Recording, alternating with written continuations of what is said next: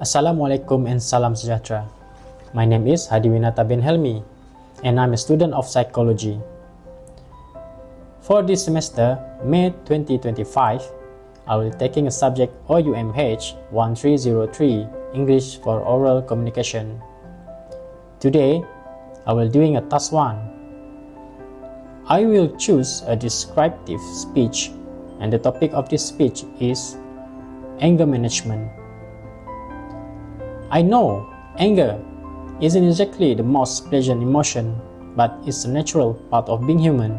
The goal of this speech is to describe the impact of anger, why it's crucial to manage it, and most importantly, the strategies that we can use to prevent it from negatively affecting our life.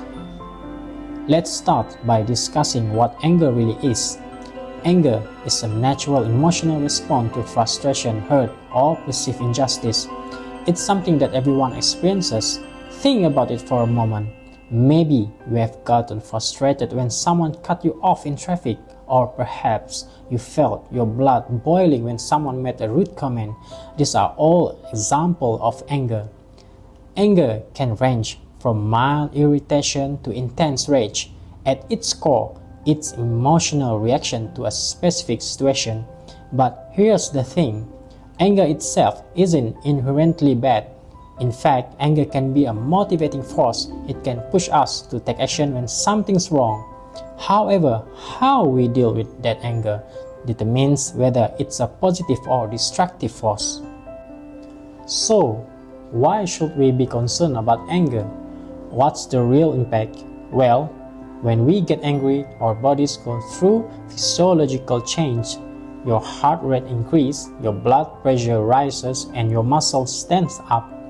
This is your body preparing to respond to a perceived threat. This is the fight or flight reaction. In the short term, this change can help you deal with immediate challenge, but long term, anger can cause serious health problems. Continuous exposure to high level of anger can increase the risk of high blood pressure, heart disease, anxiety, and depression. It can even lower your immune system ability to fight off illness. That's a scary thought, isn't it?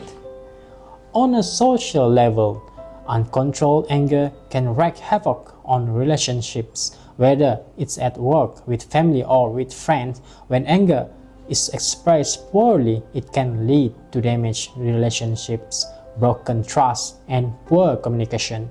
Have you ever said something in anger that you later regretted? Maybe a harsh word or a reaction that didn't reflect how you truly feel. This is why anger management is so important. Now, let's talk about what triggers our anger. Anger doesn't come out of nowhere.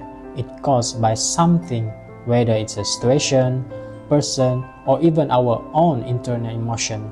Some common personal triggers include stress, feeling misunderstood, or unresolved conflict.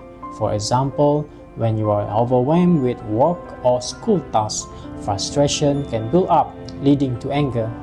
This is often compounded by external situations such as traffic, people being rude, or not getting what you expect. Another important point is that anger can be learned. If you grew up in an environment where people express anger aggressively, you might have learned to react in the same way. The key is recognizing these triggers. When we understand what makes us angry, we can begin to control our reaction to it. Let's focus on the good news. Anger can be managed. I will share with you some techniques that will help you prevent the negative effects of anger, but also help you lead a healthier, more fulfilling life. The first step in managing anger is self-awareness. It's crucial to recognize the early sign of anger: clenching your fists, tightening your jaw, feeling your heart race. For example, I once found myself getting upset while waiting in line at grocery store. Instead of letting the frustration build, I took a step back and realized I was tired and stressed. Once I recognized that, I could manage the situation calmly. The key is to notice before you react. Deep breathing. One of the easiest ways to reduce anger is through deep breathing. When you feel anger rising, take a moment to breathe deeply. Inhale for 4 count, hold for 4 count, and then exhale slowly.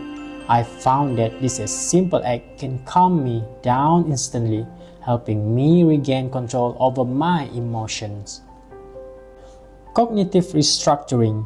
Cognitive restructuring is a technique where you challenge your angry thoughts.